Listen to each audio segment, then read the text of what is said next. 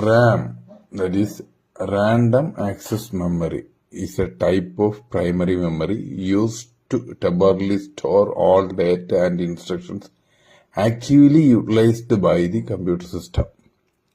It is a volatile memory, meaning its contents are lost when the power is turned off.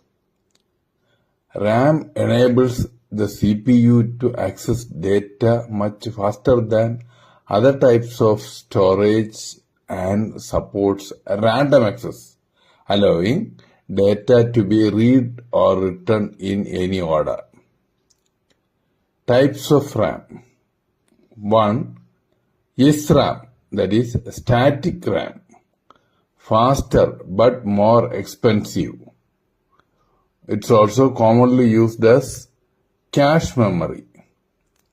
2. Dynamic RAM, slower but more cost effective, widely used as the main system memory. Includes variants such as SDRAM and DDRs from DDR2, DDR3, DDR4, DDR5, etc. This is presented by Sunil.